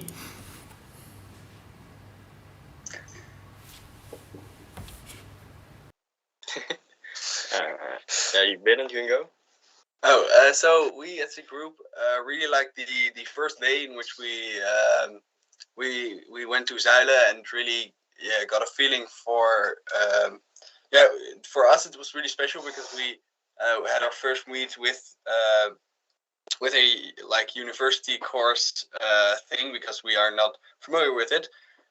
So that was really an experience for us, but also the fact that we were in Zuilen when we talked about Zuilen was really nice for us, and we also really enjoyed the tour from Wim and the visit to the museum. Very good. That's indeed also one of our favorite moments. I have a question actually, because you indeed are talent students, so you're actually still a high school. How was it as a high school student to make products for other high school students? Kind of an inside job. What was your experience there? Yeah. Well, of course we made it for the first and second year, while we are in the sixth year. So it's not really us. We don't really make it for ourselves. But yeah, it was quite enjoyable actually to just go to the classes and hold a survey and just get input from them and work on that. Nice. And I heard there is something in the chat, isn't there? There is something in the chat by Frans van Dam. Very good question. Firstly, he says that you made a very nice prototype. His question is, having in mind the overloaded school curriculums, what will ensure the participation of high school teachers and students? So how will you convince schools to join this project? Well, we think that with this project we have a really nice implementation of combining the environment of the school together with the history with history lessons. So we think it fits in the history subject, and we think that for schools and for students it's really helpful to look at the history, but also use that on their own environment. That would be the big plus side of when it comes to like the school kind of view. And I have one thing to note about that question. This project is we want to plan it inside project weeks of schools, and schools already have those weeks set aside. So usually there isn't anything really important happening within these weeks other than the project itself. Great, that's a great practical solution to this problem. You actually made a lot of good design decisions in your process, also in terms of governance, deciding who needs to do what. For example, the teacher being the person to evaluate the work. That's a better idea than a kind of centralized curator that needs to look through it, because teachers also know their students better. But how do teachers themselves see that? Did you talk to history teachers and kind of get across, do they want to be in that evaluation role? Are they looking forward to that? Do you know? So we actually talk with history teachers of our own school about this project. So we haven't had input from them yet, but we are planning to do that. So that will be something for us in the future to look at. Okay, very good. Good. One more question from the chat. I have some questions as well, but I'll prioritize the chat, of course. I think Studio HB is honey. Have you researched similar projects like Wikipedia or other crowdsourcing projects that try to get information from the general public or from a specific target audience?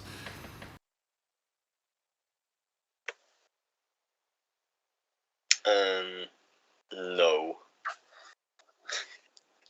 Got an honest answer. Yeah, that's a good honest answer. But it might be something nice to look into, because of course you're not the first to try to gather information from groups of people in a structured manner. So I think that's a good comment. Definitely. And you had some questions as well, right? Yes, of course. I think it's time for that. It's time for my questions. So I was wondering about your collaborative process. Of course, you were working on this as a team. Did you split into roles? Did you have multiple roles as an individual? How did you work on this project together to get to this stage where you are now? Well, we needed some people to make the actual prototype. We needed someone to create all the things for the students and the teachers. We need someone to actually make some data to put in the website, and we needed someone to do all the other minor tasks. So me and Danny created the website together. Berend created all the student and teachers guides. Stan did all the data for in the website, so the examples that you saw during the demo, and Marcus did the minor task. All of them. Yeah. Many minor tasks. Still a heck of a job. If there's room for one more question. Certainly. There's one in the chat again. By Twan Pieters. I like the idea of teachers as moderators. Will teachers embrace this idea? Well, that will be a follow-up question to ask, I guess, then, that you're planning, right? Talking with teachers. What is actually the follow-up plan? Because this is not the end of your trajectory quite yet, because you're going to be working on a report, right, as you talent students? Yes. So we will have to write. So we are working on our thesis right now, and we will have to write a report about our decision making in this whole design process and just the design process. And in that report, we will also write about the meeting we will have with the teachers from our school. All right, very good. So there's conversations still in the future. Very curious what you'll get out of that. I think there is time for one final question. I don't know if there is any. There's none in the chat, but I have one myself. It's also looking again at the future. Of course, you looked into pictures and stories for now. You mentioned that games might be out of scope. But if your scope was a lot bigger, looking into the future, how do you think you could expand this work or build on this work that you created so far? What will be your next steps? Yeah, adding a lot more types of content they can upload. As you may remember or may not remember, a popular thing was also adding, making some videos or recording videos about it. So just getting more data, getting more input from our target audience to find the things they like to create and then facilitate them in our website. Excellent. Sounds like a bright future for this project. I think that wraps up the presentation of the final team, which means we're going to the main room to kind of have a debriefing talk with the whole group together. So I will see you there as well. And in the meanwhile, I have a wonderful bumper for our viewers to enjoy. So here it comes.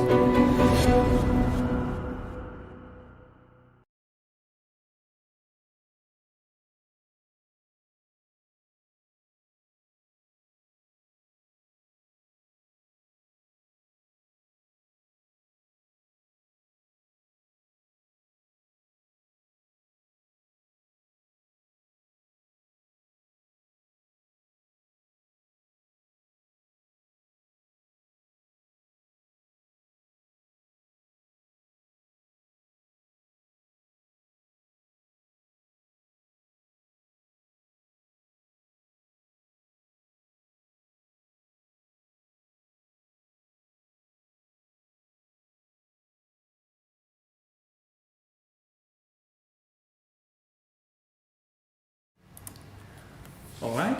So we are going to be joined by all of the students of the course and also the course facilitators in only a little moment, right? Exactly. So if you have any questions for anyone involved, yeah. If you feel so bad about yourself for not asking that one question to that one group, this is the moment. This is the moment. Or also to Ivar, to me, to anyone else in the team. There's a couple of facilitators there. They'll show up in the screen a little bit.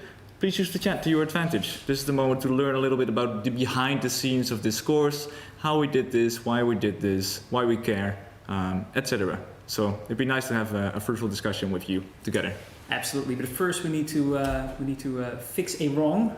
One group, we forgot something, didn't we? We forgot something, and that's on me. We forgot to ask the... It's on both of us, really. It's on both of us. Yeah. We forgot to ask the Virtual Agora team what their favorite moment of the course was. So maybe that's actually a good point to start. Indeed. So here we are, joined in the main room. Two of them are still coming, so I want to wait before I say something about it. All right. Oh, you're here? Yeah, could it be the time to tell us? Oh yeah,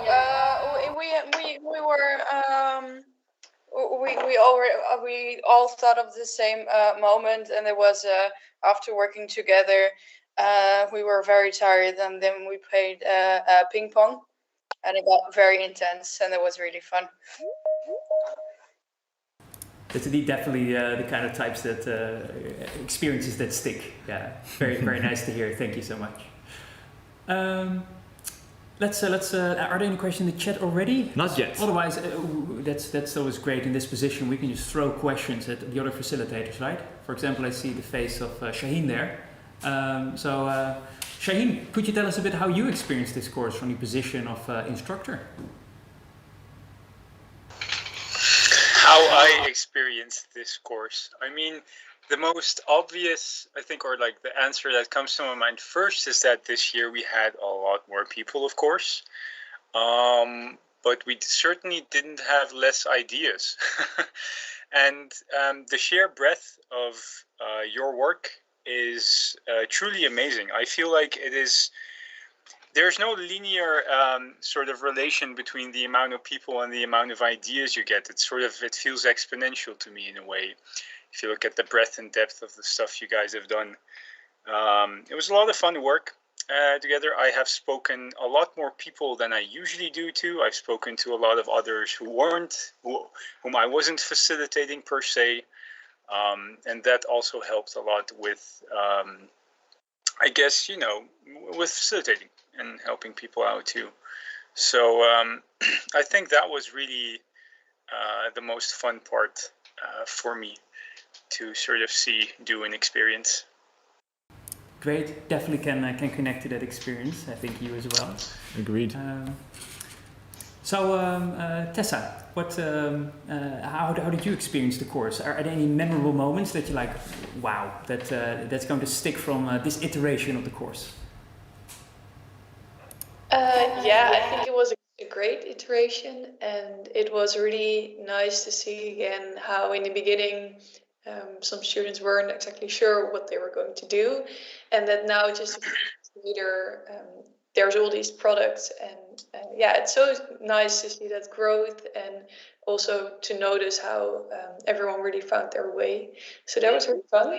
I especially remember with the escape room that one session it was just there and you were able to test it out. So I found that really fun as well, especially seeing how different steps. What part? So yeah, with all the groups, you just saw the progress in every week, and then there was all of a sudden there was like a whole product, or it felt like they made such big steps every week that yeah, it was really great to see that all come together today, and I had a lot of fun. So yeah. Definitely, that's definitely also the case for us. Yeah, it's really nice to see these projects come to fruition, right? To see how an idea starts, and actually, I think mostly it started in week 5, I think, and then in 5 weeks, an enormous sprint has been made, and things have just been created, and now being able to present it, and maybe even to be continued. Exactly. Yeah. Because that's exciting about Living Pass as well, I think, is that it's not just something that happens in isolation and then we end the course and it all kind of drops, which for some teams may be the case because nobody has to follow through. But in case they're just really good ideas that we can follow through on, I think there's good reason to keep doing that.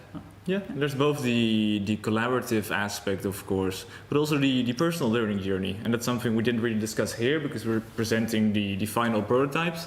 But behind the scenes, almost everyone here had an entire personal learning journey that they extensively reflected on, set personal learning goals. And for me, it was fascinating to see how everyone progressed to where they wanted to be, change their learning goals over time, and really in 10 weeks shared a lot of their personal experiences with us and hopefully got something out of it for themselves as well. Yeah, definitely a lot of skills, lots of perhaps inhibitions or challenges that have been challenged. I hope that also these are experiences that you will take with you outside of this course to be able to help in further courses and perhaps also other aspects of life. Because that's what happens in a course that's situated in the real world in that sense. So, are there any questions that have been posted this wonderful conglomeration of people? I see that Frans van Dam has posed another question for the students. In what ways does this type of education differ from the classes that you are used to? What have been your experiences in living past compared to your regular classes? And of course that differs per person. Some of you have high school classes and others are in different disciplines. But in general, what have been your experience comparing living past with your typical class? Yeah. And maybe to make it a bit easier, maybe you could raise your virtual hand and then we'll just tell you which one can start. Hopefully we can get some experiences. I think that would be really nice. Jorijn. Yeah, so for me, what really struck me was that I haven't worked with so many disciplines in one course before, so that was very educational to like see other perspectives on certain types of like doing research or making a prototype. Great. Thank you for sharing that. Jeroen. Yeah, the thing about this course I really liked was the personal learning goals and the personal learning curve. Normally with my bachelor, it's all like bulk. It's just you all have to do this and you all have to score like a 5.5. But this course is more about what do you want to achieve and what is your future and what do you want to do, and that is something I really like. Very, very happy to hear that, Jeroen. That's indeed definitely what this course is aimed to do. Maybe a third opinion, if anybody feels like it. If not, I'm not mad at you either. I think those are two really wonderful responses. Are there other questions in the chat that we've received? I think the presentations were almost too clear because there are no more questions currently in the chat. Yeah, you did too well. Yeah, it happens sometimes, but in that case, I don't know, is Twan also in the chat? That's also the last person we always need to ask at least a question. Hello, is it working? Definitely. Perfect. Okay. Hello, Twan. I really enjoyed all the presentations, hard work, and of course I hope you learn that fine-tuning is quite something. I mean, so I started with saying, yes, I liked all the presentations, but as you can see is that a pilot product needs quite some work to be translated in something that will be workable in real life. And that's hopefully a lesson you will take on board and with you, that being on the design table is something different than testing, and testing is completely different from the real end product. And you also experience the comments by people who were not in the, let's say, in the process of learning, and who were invited during the presentations. And by looking at the comments, it was really this aspect that came to the fore. Is how are you going to proceed with the project, and do you think is it workable if you translate it as it is from the pilot into an end product? So this really needs more work, and that's completely understandable, because if you look at the work we do as academic researchers, it's very much the same. It's always work in progress. And it may be frustrating, but there is never I would say, a real end product. It's always something that could be improved or discussed, and that's academic. Definitely true, Twan. I think that's a really nice note to end on, actually. I agree. Both in the academic world, in the design world, just in almost any job, really, but especially in creative jobs. It's never done. But you made a very good start, I think, and the ideas are there, and very nice to iterate upon that. Definitely, and also think it's such a nice thing that we have a course like this in our universities as a way to also touch on those subjects really in practice, in creating and evaluating and getting a product at the end. So I'd like to thank everybody who is sitting on the other side of the screen. That's the right direction. So let's do a wave before Simon and I will close off the session in a plenary way. All right. Thank you so much, everybody, for tuning in to this live stream. Thank you so much for the questions we have received. And there might actually be ways you can follow up with us. Which are some of those ways? So we have the Living Past website, of course. We'll update soon after the projects have ended. So together with the students, we'll archive all the materials, and we'll also put all the created prototypes online on livingpast.com. It's a link I'll put in the chat. And you can also always email us at livingpast@uu.nl. So if you're interested to collaborate, if you have any comments, questions, or just want to give compliments to the students, reach out to us. That'd be nice. Indeed, these compliments are absolutely great. So if you're one of the people that takes the time to actually write them up and send them to us, we'll make sure the students receive them. And they definitely also appreciate it. And if you are a student and you're watching this and you think, I kind of want to do something like this, the course registration for the third period is currently online. So we might be able to see it in our classrooms as well, so you can see it from the other side. And it's for all disciplines, bachelors and masters. Doesn't matter where you're coming from, you always have something to add to projects like these. Absolutely. So with that said, let's close this presentation. Thanks again for listening, and we hope to see you again in about half a year for the next round of presentations, and perhaps also some updates on the current ones. Exactly. Thank you for your time. Bye-bye. Bye.